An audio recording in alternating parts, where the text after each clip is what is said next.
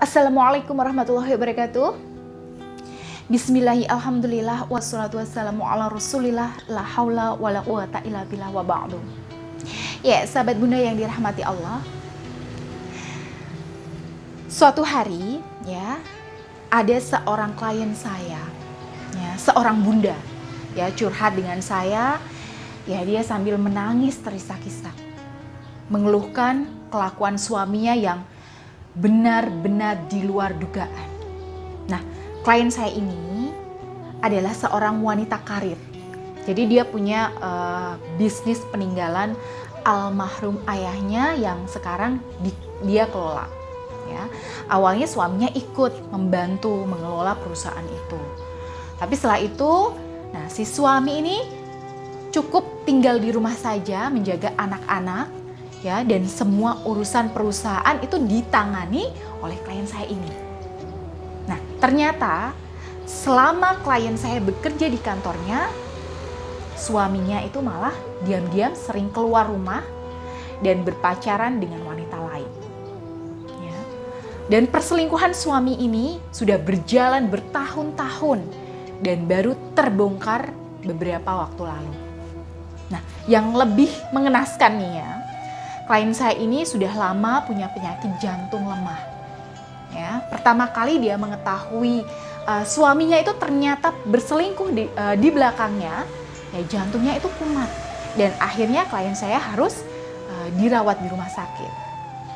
Ya, parahnya, ketika klien saya dirawat di rumah sakit, ya suaminya bukan menunggui klien saya tersebut, tapi malah lebih sering keluar kencan bersama selingkuhannya. Masya Allah, ya berat sekali ya cobaan yang ditanggung oleh klien saya ini.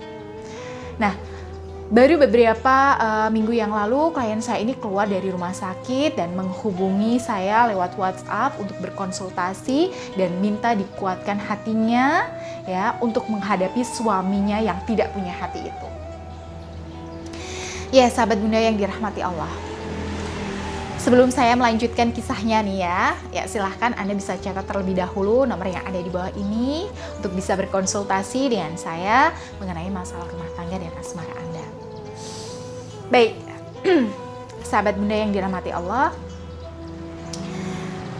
Selanjutnya saya di sini berikan ya beberapa arahan atau saran kepada klien saya agar bisa mengatasi suaminya yang dirasa itu tidak punya perasaan itu. Dan klien saya ini berusaha melakukannya itu dengan sebaik-baiknya.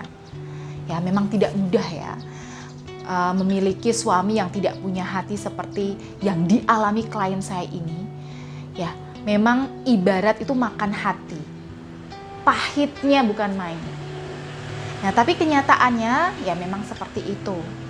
Mau bagaimana lagi ya? Ya, bagaimanapun ya, kenyataannya itu adalah takdir ilahi yang mesti kita jalani. Suka, tidak suka. Nah, karena itu saya menyarankan pada klien saya untuk berbesar hati dan mencoba berdamai dengan keadaan. Nah, saya mengajak klien saya ini untuk mencoba mencari hal-hal positif apa yang bisa digali dari peristiwa tersebut. Nah, setelah saya berikan terapi dengan menarik dan menghembuskan nafas panjang beberapa kali ya dengan beberapa kali terapi ya, klien saya merasa agak baikan dan mulai terbuka untuk menerima kenyataan. Nah, saya sampaikan ke klien saya tadi bahwa ketika kita tidak punya pilihan selain menghadapi kenyataan ya, yang artinya Allah lah yang memilihkan takdir buat kita. Dan Allah tidak mungkin salah menentukan takdir untuk hambanya. Nah, bisa jadi peristiwa pahit ini itu adalah awal dari sebuah hadiah indah yang nantinya akan dianugerahkan Allah kepada hambanya. Ya, ketika Allah menginginkan kebaikan kepada hambanya, Allah akan memberikan ujian kepada hamba itu agar mau mendekat kepadanya. Ya, akhirnya saya sarankan juga klien saya untuk lebih memperbanyak ibadah untuk mendekatkan diri kepada Allah, terutama untuk bangun sholat malam ya di sepertiga malam terakhir. Nah, setelah menjalankannya ya dengan ya beberapa waktu, menjalankannya beberapa waktu, klien saya ini merasakan hatinya udah mulai lapang, ya, dan bisa menerima kenyataan. Dan alhamdulillah, seiring dengan itu kondisi jantungnya juga semakin hari semakin membaik. Dan sekarang klien saya ini sudah 90% merasa sehat dan bisa bekerja kembali. Dan setelah sehat kembali, ya sesuai saran saya, klien saya ini mau berfokus ya untuk bekerja dan merawat anak-anaknya yang masih usia sekolah. Ya, klien saya ini menyibukkan diri ke dalam kesibukan yang positif sampai jiwa dan raganya memang benar-benar pulih. Nah, di samping itu diam-diam ya tanpa banyak bersuara di depan suaminya yang tingkahnya mengecewakan itu, ya klien saya ini rajin mendoakan suaminya agar dibukakan hatinya ya untuk menerima hidayah. Nah, semua itu dilakukan klien saya dengan hati yang lapang dan penuh kesadaran. Alhamdulillah, ya ternyata amalan ibadah dan pendekatannya kepada Allah selama ini membuahkan kesabaran yang luar biasa. Nah, klien saya ini bahkan masih bersedia untuk melayani suaminya dengan sebaik-baiknya, seolah-olah itu ya suaminya tidak pernah berbuat kesalahan sedikit pun kepadanya. Ya, sahabat Bunda, justru ya suami klien saya inilah yang kemudian itu merasa aneh sekali dengan sikap istrinya. Sudah rela bekerja di kantor, mengurus perusahaan sendiri ya, lalu merawat anak pun juga sendiri. Dibantu suami pun juga tidak pernah.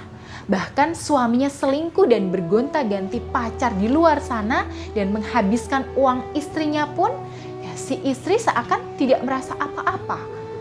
Nah, lama-kelamaan ya, mungkin karena keteguhan dan keistiqomahan klien saya dalam memperbaiki diri dan mendekatkan kepada Allah, suami klien saya ini mulai merasa bosan dengan perilakunya sendiri.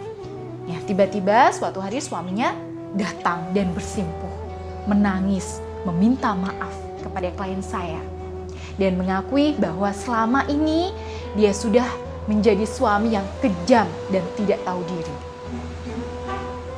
Ya, sahabat Bunda, akhirnya klien saya ini memaafkan semua perbuatan suaminya di masa lalu dan dia memilih untuk tidak mengungkit-ungkit apapun kesalahan suaminya.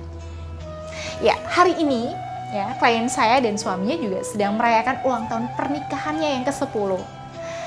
Selamat ya Bunda ya. Ya, alhamdulillah sekali Allah Subhanahu wa taala memang ya tidak pernah salah menggariskan takdir kepada manusia. Asalkan kita mampu menyikapi segala sesuatu dengan bijaksana dan selalu bergantung hanya kepada Allah. Ya, sembari melakukan ikhtiar maksimal. Ya, hasilnya tentu akan indah. Pokoknya kuncinya di sini adalah terus berhusnuzon kepada Allah, mendekatkan diri kepadanya dan ya, melakukan apa saja yang masih kita kerjakan dengan sebaik-baiknya. Sisanya pasrahkan kepada Allah. Ya, sahabat Bunda, mungkin di antara Anda ada masalah rumah tangga yang tidak seberat yang dialami klien saya, Anda patut mensyukurinya dan harus lebih berbesar hati dan optimis. Ya, masalah Anda pasti ada ujungnya. Ya, badai itu pasti berlalu. Tapi di antara Anda mungkin juga ada masalah rumah tangga ya yang mungkin lebih berat dari klien saya ini, ya maka Anda perlu lebih bersabar, ya lebih berhusnuzon kepada Allah, lebih tekun ya mendekatkan diri kepada Allah dan lebih kuat dalam berusaha. Baik, jika Anda merasa membutuhkan support dan masukan selama menghadapi masalah rumah tangga Anda, jangan sungkan-sungkan untuk menghubungi saya di nomor yang ada di bawah ini untuk berkonsultasi. Baik, saya Bunda Ayu, saya pamit undur diri. Wabillahi taufik wal hidayah. Wassalamualaikum warahmatullahi wabarakatuh.